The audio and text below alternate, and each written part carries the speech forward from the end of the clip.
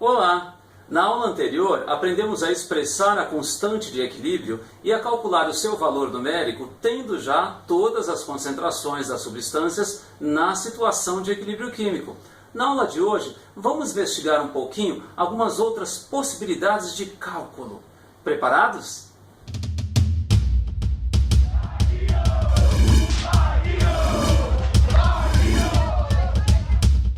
Bom, eu tenho certeza que muita gente deve ter dado uma tremidinha quando eu falei que a aula era basicamente sobre cálculos. Mas calma, eu trouxe aí uma dica especial e espero que ela fique clara na resolução dos 3 exercícios que eu selecionei para discutir um pouquinho com vocês que possibilidades de cálculo são essas. Vamos então ao primeiro exercício. Atenção e muita calma nessa hora.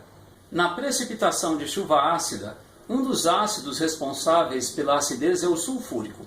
Um equilíbrio envolvido na formação desse ácido na água da chuva está representado pela equação 2 do dióxido de enxofre mais oxigênio em equilíbrio com 2 do trióxido de enxofre.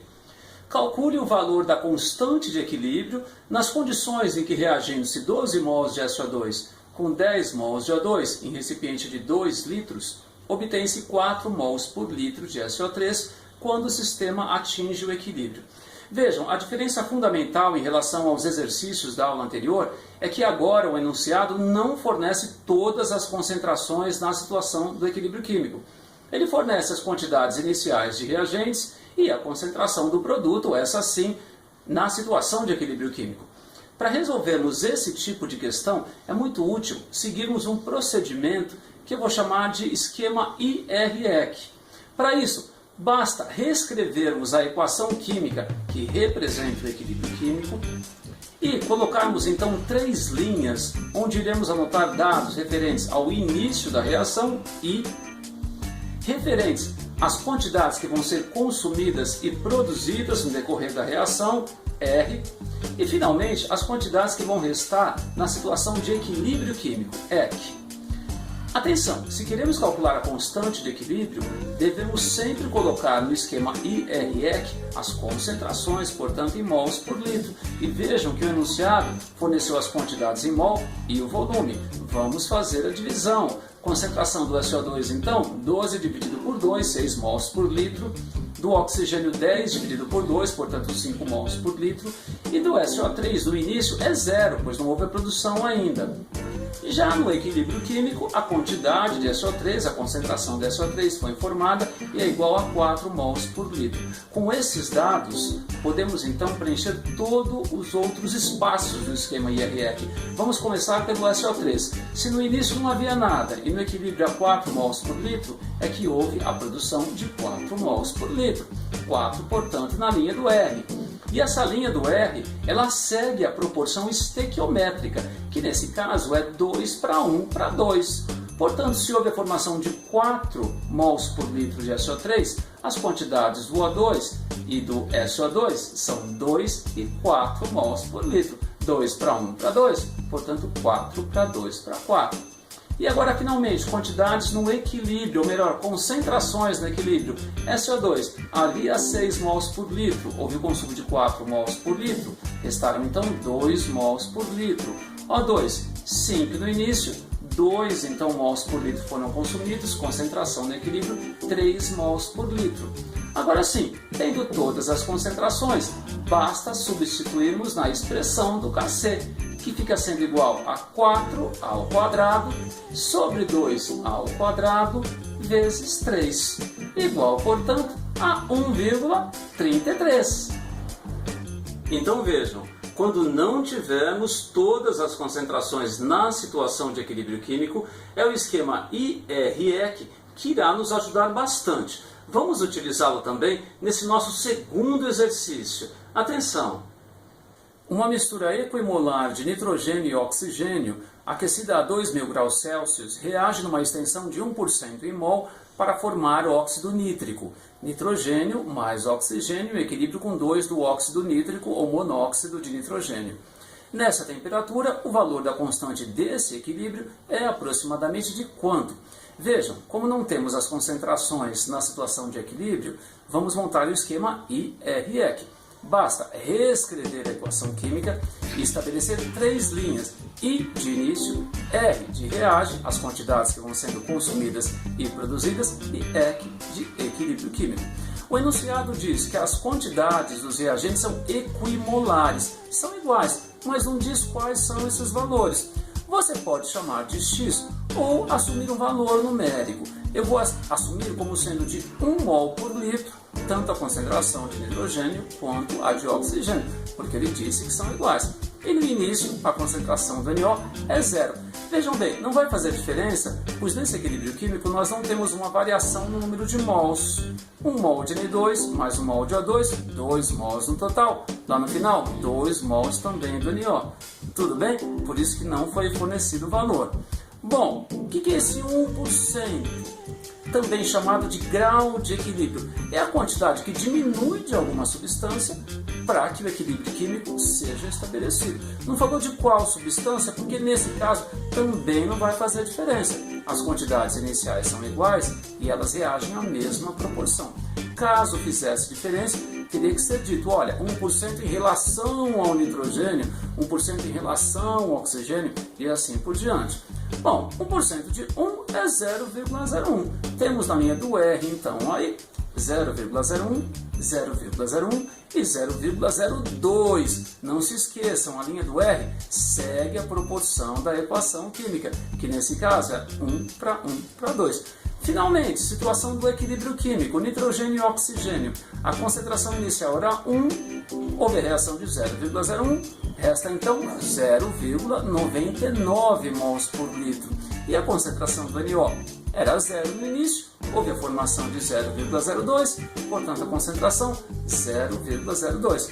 Basta agora colocarmos na expressão da constante de equilíbrio. Kc fica sendo igual a 0,02 ao quadrado sobre 0,99 vezes 0,99. Não vamos perder tempo fazendo essa multiplicação no denominador. 0,99 é aproximadamente igual a 1, tudo bem? Dessa forma, Kc fica então igual a 0,02 ao quadrado, que é igual a 0,0004, ou, em notação científica, 4 vezes 10 a menos 4. Portanto, a alternativa A. Bom, e para terminarmos essa nossa aula sobre cálculos envolvendo constante de equilíbrio, vamos então ao nosso último exercício, certamente o mais estranho deles. Vamos dar uma olhadinha. A constante de equilíbrio para a reação na fase gasosa CO mais água, em equilíbrio com CO2 mais hidrogênio, vale 25 a 600 Kelvin. Foi feita uma mistura contendo 1 mol de CO, 1 mol de água, 2 mols de CO2 e 2 mols de H2 em um frasco de 1 litro a 600 Kelvin. Quais as concentrações de CO e CO2 em mols por litro quando for atingido o equilíbrio químico? Vejam, questão um tanto complexa, nós temos a constante de equilíbrio e não temos as concentrações na situação do equilíbrio químico. Mais uma vez, é o esquema IR-EQ que vai nos ajudar bastante. Vamos a ele então. Reescrever a equação química e colocar espaços para 3 linhas IR-EQ, quantidades no início, quantidades que são consumidas e produzidas, o R de reage, e quantidades na situação do equilíbrio químico.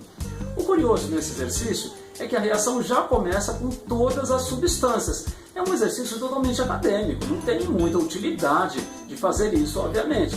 Vamos lá, como o volume é 1 mol por litro, as concentrações são então 1 mol por litro, 1 mol por litro, 2 mols por litro, 2 mols por litro.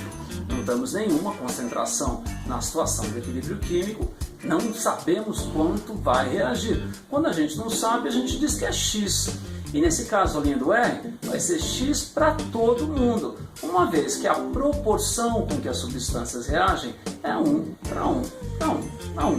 Agora a dúvida do aluno, lá na situação do equilíbrio, será que são os reagentes que vão diminuir em relação às quantidades iniciais ou os produtos? Basta a gente dar uma olhadinha nas quantidades do início, substituirmos na expressão da constante de equilíbrio. Vamos ter então 2 vezes 2 sobre 1 vezes 1, que é igual a 4, só que a constante é 25. Então, as quantidades que vão aparecer no numerador da expressão, produtos, têm que ser maiores. Portanto, vamos ter uma diminuição dos reagentes e aumento dos produtos. Finalmente, linha do EQ, equilíbrio. 1 menos x, 1 menos x, 2 mais x, 2 mais x. Vejam, já temos a constante de equilíbrio e temos uma incógnita. Temos que descobrir quanto que é x para finalmente podermos saber quais são as concentrações de CO e CO2. Muita calma nessa hora. Vamos lá. Constante de equilíbrio é igual a 25, que é igual à concentração do CO2, 2 mais x, vezes a concentração de hidrogênio, 2 mais x também, sobre a concentração do CO, 1 menos x, vezes a concentração da água, 1 menos x também. Vamos desenvolver um pouquinho só isso daí. Existe um truque para que a gente não tenha que ir à Bhaskara resolver essa equação, que é fundamentalmente de segundo grau. Ficamos então com 25, que é igual a 2 mais x ao quadrado, sobre 1 menos x ao quadrado. Se tirarmos a raiz quadrada dos dois lados, a expressão fica mais simples, resultando em 5, que é igual a 2 mais x sobre 1 menos x. É muita conta, realmente, concordo, uma questão chata. Mas fazer o quê, né? A gente tem que saber resolver. Como diz o ditado, a gente tem que saber como é a grama até se ela mudar de cor. Vamos lá então, resolvendo essa equaçãozinha de primeiro grau, vocês conseguem fazer isso sozinhos. Chegamos então ao valor de x, que é igual a meio. Não acabou ainda a questão, que pede a concentração do CO e do CO2. Lá no meu esquema IREC, CO está escrito que é 1 menos x, então 1 menos meio, meio mol por litro. Já do CO2 é 2 mais x, 2 mais meio, 2,5 mols por litro. Finalmente chegamos às concentrações na situação do equilíbrio. E mais uma vez o esquema IREC facilitando bastante a vida da gente. Então é isso. O endereço da tarefa já está passando e também está anotado na descrição do vídeo. Na próxima aula, vamos analisar um pouquinho um aspecto muito importante envolvendo equilíbrios químicos e dessa vez não teremos cálculo, ok? Até a próxima aula então. Boa tarefa! Tchau, tchau!